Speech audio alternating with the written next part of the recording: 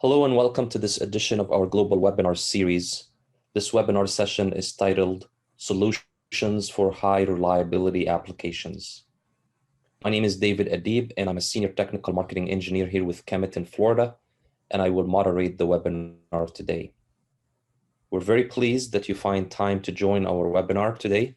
Our presenter is Andrew Mikulski, and he's one of KEMET's field application engineers. With this information, I'll hand it over to Andrew. Hello, Andrew. Good morning to you. Thank you for joining us today. Please tell us a little bit about yourself and then proceed and begin your presentation. Thank you. Absolutely. Thanks, David. Good morning, everyone. Thank you again, everybody, for joining. As David mentioned, today's presentation is in regards to the solutions KEMET has for high reliability applications, and specifically with a focus on MLCCs and Tantalum technologies. So just a little bit about myself. As David mentioned, my name is Andrew Mikulski. I am the field applications engineer for the Southeast North America. I'm based out of Florida. Previously, I worked as a hardware design test engineer at a military contractor, and I've been with KEMET as an FAE for just over 4 years now. I do have a bachelor's in electrical engineering from Northeastern University, so my background is in electrical engineering. So anything that you have on the technical side, feel free to reach out to me with any questions, whether it be about this topic or anything else within the KEMET portfolio. So today's agenda, we wanted to focus on 3 main topics. The first one being just kind of giving a background and description of the different product classifications that KEMET has to offer, all the way ranging from commercial to the high reliability spectrum, military, space, etc., and giving a little background about each one. And then we're going to look at 2 different solutions within the KEMET portfolio that focus especially on the high reliability sphere. And that is the ceramic technology, or MLCCs, and your tantalum solutions, both the tantalum MnO2 and the tantalum polymer technologies. So again, the first thing we're going to look at is just to kind of give a background on some of the product classifications we have. And again, these are the differences between classification levels and looking at the various products that are offered, as well as the differences in testing, screening, things like that, that will allow you to select a part that best fits your design needs and your design requirements. So here's the spectrum for the product hierarchy. So this is everything that KEMET really classifies the various products to. And going from left to right, you're going to get an increase in reliability. So on the far left, you have your standard commercial product, and then that can evolve into automotive.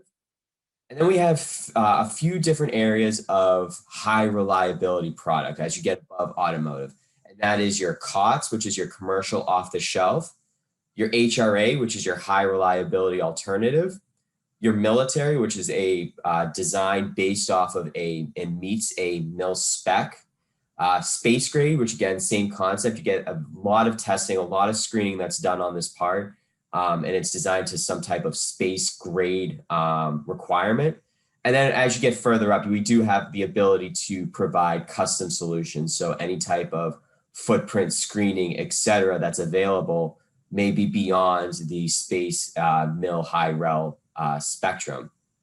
So as you go left to right, again, that's going to give you more reliability. So as you go from left to right, you're getting more robust and conservative design. So the design of the parts are not going to be changing more freely. As you get into like commercial, for example, there's a lot more liberties that are taken to change dielectric concentrations, things like that. Whereas the higher reliability, they're much more rigid in their change requirements.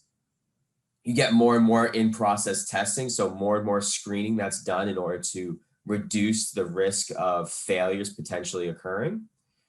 The trade-offs as you go from left to right is that obviously as you get more and more testing, more and more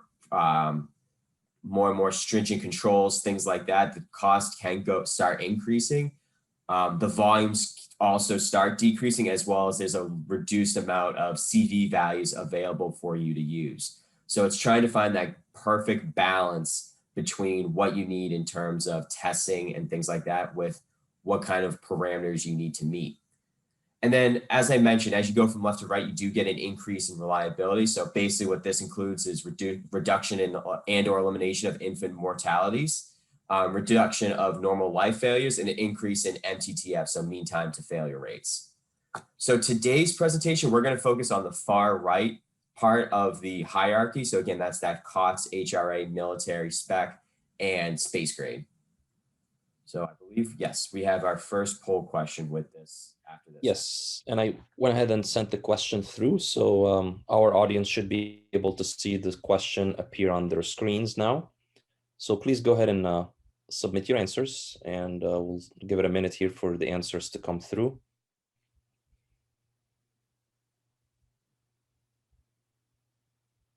All right, and it looks like in terms of product classification that our audience typically works with, it's the split between commercial and automotive, with about automotive 35% of the audience or the answers, and commercial about 30 or so percent.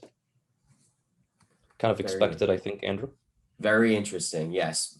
Expected and very interesting. It's always interesting to see where people kind of fall within that hierarchy. So we appreciate your feedback. And as we go through, there will be a few more poll questions for you guys to answer as well. So now we're going to shift gears into product-specific technology. And the first thing we're going to look at are our ceramic solutions. So these are your traditional MLCCs, which I'm sure everyone on here has been using for decades and decades. And we've done a lot of growth and development in the high reliability sphere to help support you guys with what you guys are trying to achieve in your designs. So looking at ceramic, and you're going to see this for Tantalum as well, as we are a defense and aerospace market leader. Unlike a lot of other capacitor manufacturers out there, we really do pride ourselves on our high reliability offerings, so automotive and above, and that's no exception with our defense and aerospace portfolio. We do have the best-in-class PME technology, so that's that precious metal electrode. So typically that's silver palladium solutions. First to market products. So we have a lot of product that we were first to market on, including the MIL PRF 123, as well as the introduction of the MIL PRF 32535 BME solution. So a different approach to offering ceramic high reliability by offering BME, that base metal electrode, as opposed to the precious metal electrode. We have a lot of space level initiatives, as well as DISI approved products, so beyond just the MIL PERF solutions. As I mentioned above, we have introduced that MIL PRF 32535. So again, that's a BME solution, and we've introduced it both with class 1 and class 2 solutions. Again, first to market for a lot of that. And then we have a lot of support for both custom and source control drawing SCD support. So if there's something beyond what we have available in the portfolio, does not necessarily mean we will not support it. We're more than happy to review it, and our product team will, if they can, will offer a solution that meets those custom and SCD requirements. So here's the spectrum of what we have to offer for MIL specifications. This is both surface mount and through hole. You can see that all of them have different levels of MIL specification. You have that high reliability space grade, so your M123s, the MIL PRF 32535T level, as well as the GR900 in the surface mount. And then on the through hole, that's the MIL PRF 123, the GR900, and the MIL series MIL PRF 49470T level.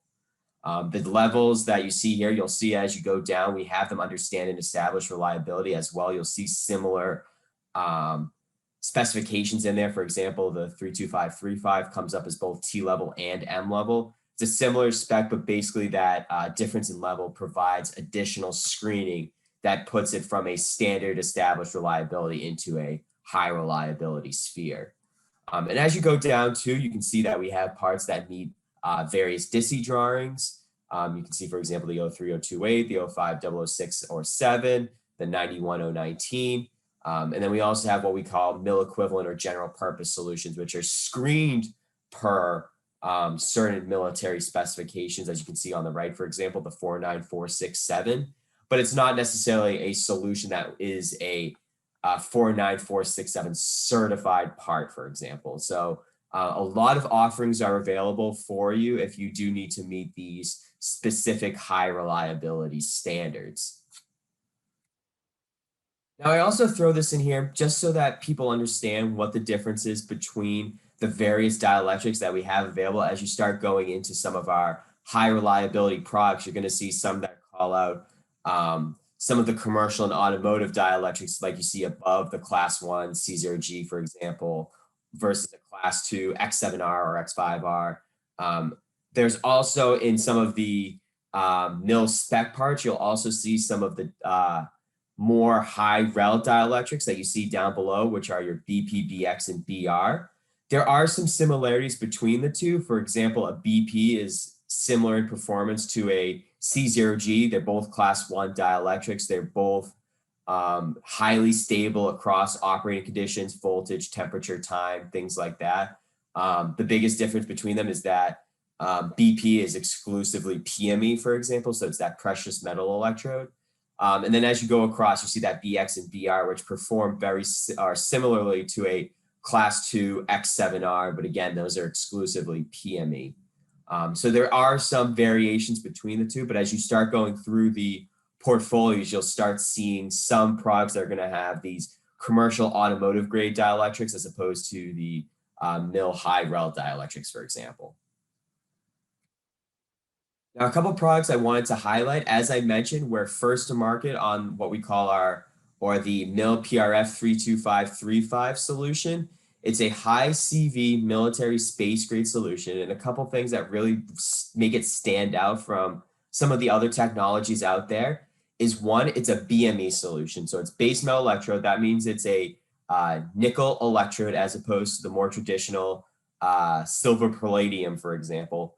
And what this does is it allows you to get thinner dielectric layers, so you can get more layers in there. And because you have more layers, you can get more capacitance out of this. So it kind of supports a lot of the design trends you're seeing in other industries for miniaturization.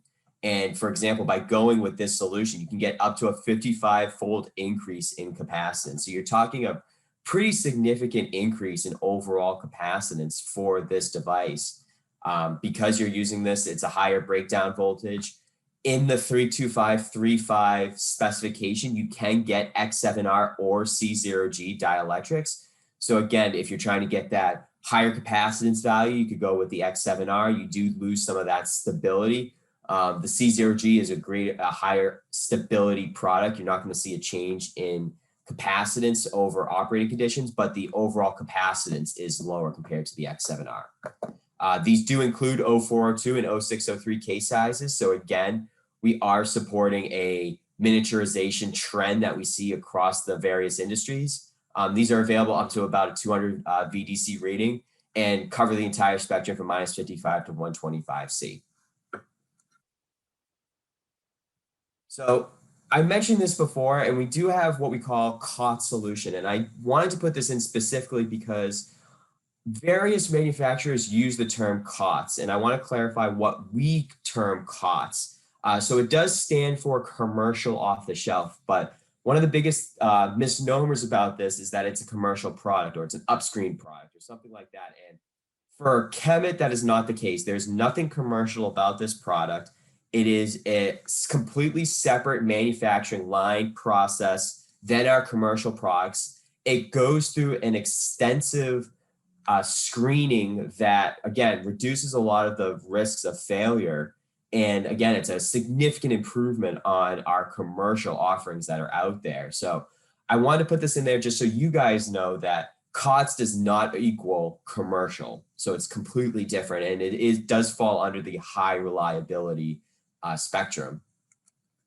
So within ceramic, there are various test levels available for you to select for the COTS family. So this just kind of gives you a reference point when you see that. These are the additional screenings that are available for our COTS that you're not going to necessarily see with commercial.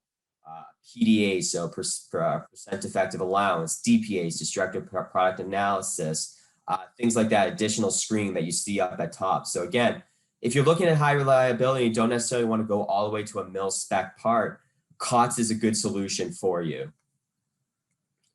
Now, this is something that we have that, again, can provide a little bit of additional screening. And that's what we call our HRA series. And this is what we stands for high reliability alternative. And this is a conservative offering versus COTS and autograde. So you're not going to see a lot of design changes. As you see on the right, the CV scale is higher than a military part. So you're going to get a greater range of available parts than you're going to get with the military graded solutions, not as much as the COTS, but a good middle ground. You do see a lot of qualification and testing done on these parts. You can see here references to automotive ACQ200, MIL PRF 32535, excuse me, as well as some additional screenings that can be done as you see below. And some of the applications that you could use these for is recommended for short duration satellites, launch vehicles, avionics, ground systems, things like that. So again, just another technology or classification to consider as you go forward for MLCC solutions. All right, so it's time for our second poll question for today, and I will go ahead and launch the question. And this question says, what characteristics are most important to you for military high reliability MLCCs? So while the questions or the answers are coming through, Andrew, do you mind taking one of the questions that we received from the audience so far? Sure, absolutely. Sure. So the question says, can you give an overview of the different military standards and their differences? So that's a really detailed, that's a really detailed question. I can't give you with 100% clarity because there's a lot of real detail that goes into those specs. So I can't really define the differences. I know, for example, and I think I mentioned this, is that, for example, the 32535 standard, that was the first one that was released that allowed for a mil spec BME solution. The 123, the 55681, for example, those are exclusively PME. You know, for example, I believe it's the 123 doesn't allow nickel in there, so it has to be a PME solution. So that's one of the differences. The more specific differences, that's I think beyond the scope of this webinar. But if you reach out, we're more than happy to discuss it further. And the specs themselves are available. If you go on the DLA website, you can find them as well. Okay, great, thank you. All right, so I think the percentages have settled on CV value with 38% of the answers. Okay, so as I said, as you start, if you're really concerned about CV values, there are various solutions we have available in the high reliability spectrum. The introduction of 55365 helps promote downsizing. You could get potentially more capacitance out of those parts, things like that. So again, just something to keep in mind as you start reviewing your designs and looking at high reliability solutions. So we're going to switch. So yeah, absolutely. So we're going to switch gears here, and we're going to talk about the other high reliability capacitor section that we have, and that's tantalum. And I know tantalum is a touchy subject for a lot of people within the military high reliability applications, but hopefully we can alleviate some of the concerns that are out there for tantalum, and maybe you guys are going to gain greater interest in designing them in. So one thing about tantalum is essentially you're paying for the capacitance you have. It's not whatever capacitance you're ordering, there's no real difference in performance based off of any operating conditions. And just like ceramic, we do consider ourselves a defense and aerospace market leader. We have a very wide array of products available that are approved in a lot of high reliability designs.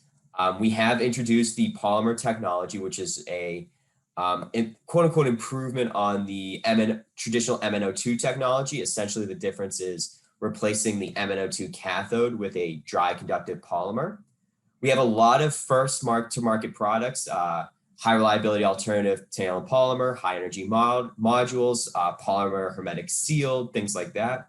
We do have some space level solutions available, as well as DLA approved products. And then under development, as we started releasing some of these, we have high reliability alternative tantalum polymer, as I mentioned. We are working on introducing a MIL PRF solution for the tantalum polymer. And then we have various polymer herm sealed solutions available. And just like the MLCCs, we do have best in class custom and source control drawing support. So if there's something beyond the scope of what's available in the portfolio, does not necessarily mean that it is a no-go for a solution from us. So I throw this in here just to explain again what the difference between the Tantalum technologies are. You have the traditional Tantalum, which is, we call it Tantalum MnO2. Basically, that's the MnO2 on the cathode. And what we've done is we've introduced what we call the Tantalum polymer, or as you might see it as KO cap.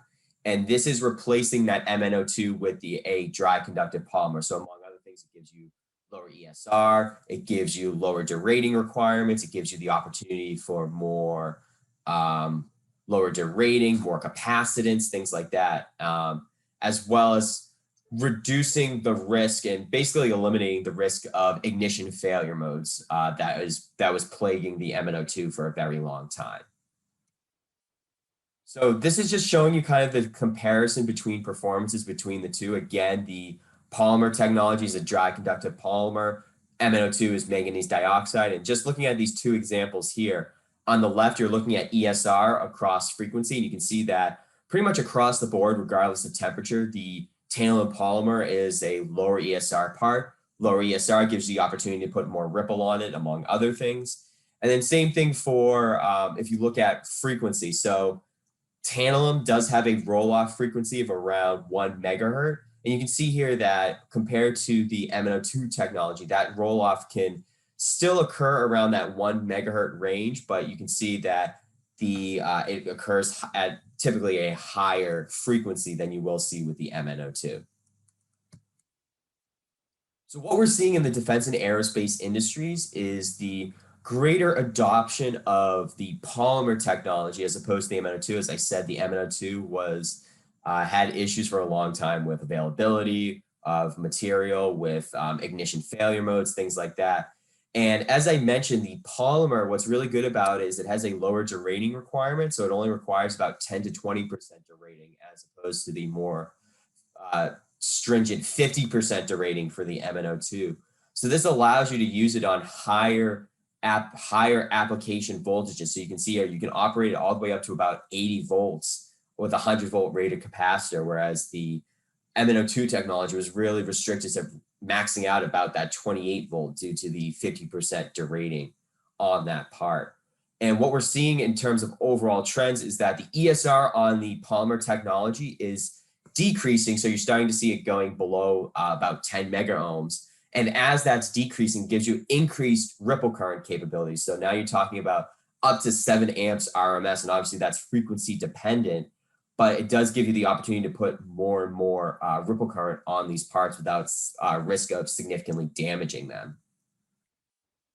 So just going through some of the offerings that we have. So we're going to look at both MnO2 and polymer technology. So on the MnO2, we have what we call our HRA. And as I mentioned before, ceramic has COTS and HRA.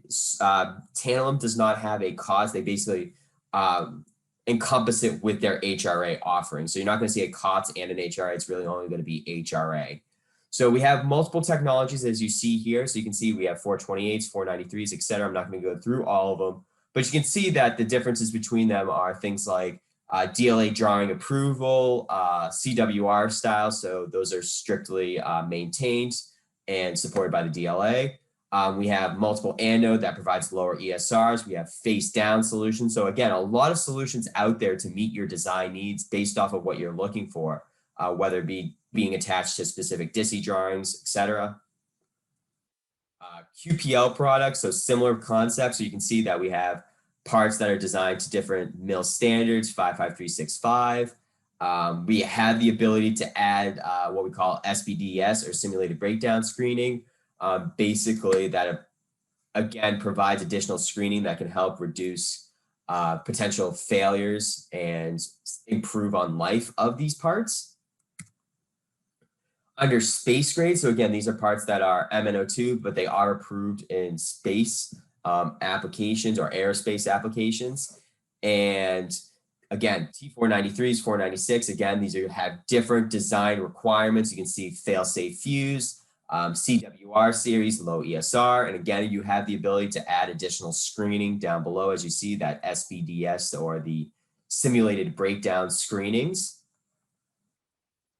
Now, switching gears and looking at the polymer solutions, what we have falling under the high reliability HRA solutions. And again, the difference is similar construction as the MnO2, but the introduction of that polymer cathode gives you lower ESR, higher ripple capabilities, lower derating requirements, things like that. And you have, again, various solutions available out there for your design needs. 540s, 541s, 543s, which are upstream HRAs. We have the 550s, 551s, 555, 556. These are both axial and SMD polymer hermetic sealed. So these are hermetically sealed devices. The 550, 555s are rated up to 105C. The 551, 556 are rated up to 125C. And we've also introduced the M55, which is a polymer hermetic seal power module. So again, a very wide portfolio available for your high reliability needs when it comes to Tantalum polymer. Now, I throw this in here because these are more things that we have developing right now. And again, it's just help support the high reliability needs for you guys. So looking at some developing mil PRF polymers, those are under development. Developing solutions to support the wide band gap adoption. So gallium nitride, silicon carbide, things like that. Additional polymer capacitors for space applications, things like that. So we are expanding even though we might not have a lot of polymer solutions for the mil high rel spectrum, we do have a lot coming on the horizon and things that we're going to be releasing shortly. And again, just being able to get a military standard polymer is huge. And that's something that's really not present in the industry right now. So I believe this is our last poll question. Yes, it is. All right. So this question asks, what do you consider the greatest characteristic of the Tantalum polymer technology? And you guys should be able to see the question on your screens now. In the meantime, it seems like we have a very engaged audience this morning, Andrew. So questions keep coming in. Awesome. So if you don't mind, maybe we can tackle one or two questions in the Absolutely. meantime. So there is a question regarding the standards, and the question says, who's on the council to decide what is to be included in a military norm, spec or standard, or what kind of new norm is released as far as the military standards? So what's released by the military standard, that is run by the government, that's run by the DLA, that's approved on that end. In terms of what we release, that's done internally, and we do it based off of feedback and what we're seeing from you guys in terms of the demands and things like that. So I'm not sure who the best person is if you're looking for who's actually selecting the parts. I don't have that person who that is, but I know that it's kind of two groups. Like I said, the specs themselves are handled on the government end in the DLA, the Department of Defense. What we select to include in our portfolio is done internally. And again, that's based off of what we see for trends in the industry as well as feedback from you guys. Okay. And there's another question that addresses or asks about the difference between BME and PME. Okay. The question says, does BME perform better than PME in terms of ESR? Any other advantages? So I will say that, like I said, the PME was really adopted for the mil spec standards that were in place for decades. In terms of overall performance, they do perform very well, and they perform potentially even better than the PME does. Like I said, for example, you can get higher breakdown voltages with the BME.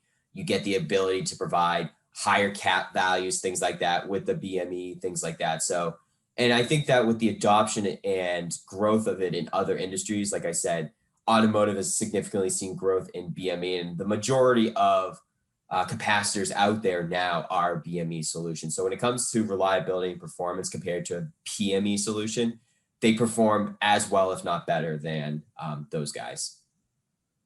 Okay, thank you, Andrew. All right, so back to our poll questions, and it looks like low ESR, high ripple capabilities have received 54% of the answers. All right, and I think that that's one of the biggest areas for the Tantalum polymer development, as I said, is that the introduction of that polymer cathode does significantly reduce the ESR and gives you higher ripple capability. So we do know that that's a big demand for you guys and something that is always appreciated. I know every technology low ESR is better for a lot of areas. So that's good to know for you guys that that's something that you guys are really grasping onto. All right. Thank you, Andrew. Absolutely. So just to kind of give you guys a summary before we wrap up, KEMET offers a vast portfolio for customer solutions. As you saw at the beginning, it ranges all the way from standard commercial to space custom solutions. So when it really comes to being able to support your reliability needs, we're there for you, and we have a lot of products and a lot of solutions there. We are a market leader in defense and aerospace. So when it does come to the high reliability sphere, we do very well, and we support a lot of customers who are designing for aerospace applications, for defense applications, things like that. And as I said, if it's not something that we have readily available in our portfolio, it does not mean that it's not something that we can support for you guys going forward. The introduction of the MLCC BME solution, so again, that's that MIL PRF 32535, gives you significant opportunity to downsize or increase capacitance. I know that the demand in every industry right now is trying to get as many parts on a board as possible. So any opportunity to potentially downsize is a welcome change within the every industry. And then the adoption of high reliability standards for tantalum polymer, and that gives you the opportunity to maximize volumetric efficiency. You can get a lot of capacitance out of these parts, and the eventual adoption of MIL high rel standards in the tantalum polymer technologies are going to be a huge win for not just us, but for you guys in terms of being able to support your designs. And that was everything we wanted to cover. We'll open the floor for any additional questions. All right. So I do have a question myself for you, Andrew. Okay. Let me just close this window here. So, all right. So I was wondering if there is going to be some support for the tantalum MnO2 technology despite the push for polymer. I know So you've talked quite a bit about that, but I was just wondering about that as you went through your presentation. So absolutely. And we, like we said, or you said, we really do push the polymer technology. We think there's a lot of advantages to it. There's a lot of growth and development going on. It's something that we're really focusing on expanding. But we do recognize that there are a lot of legacy designs that are using MnO2 technology. So we don't want to just get rid of them. We don't want to just end our support completely for them, as there are some designs that are still using the MnO2, and there are even potentially advantages where MnO2 might come into play compared to polymer. For example, leakage on a MnO2 is better than a polymer solution. So that's just something that, yes, we push the polymer, we really introduce the polymer, and we think it's a great technology, but it doesn't mean that the MnO2 solution is just going to go away and that we're not going to have anything for you if you come asking for it. And what about the different classifications, Andrew? Like, can those be interchanged at some point or for some applications? So I think it's a loaded question, and I'm going to say the answer is kind of yes and no. So as you saw, you kind of go across that spectrum for high reliability grades all the way from commercial, you go all the way to the right to space. And as you go up that chain, you get more screening, you get more testing, you get higher reliability, things like that. So it does really present a challenge if you're trying to go from, let's just use, for example, if you go from a COTS to an automotive, that might not necessarily be a good thing because you might be losing some of that testing that you're really relying on, or your customers are relying on, or your engineers really want. So while you can kind of interchange them, it's not always an easy black and white solution. It's always important to, talk to your engineers, talk to your designers, talk to your customers, or even just talk to KEMET. We're more than happy to explain the differences between the classifications, and you can go in there and just make the best decision on what product or classification is best for you. Okay. All right. So with that said, that brings us to the end of this session. So thank you to our audience for joining us today. We hope you found this session informative. And with that said, we hope to see you on future webinars. Thank you very much, Andrew, for your time with us this morning. And with that said, you guys have a good day and goodbye. Thank you, David. Thank you, everyone. Thank you. Bye-bye.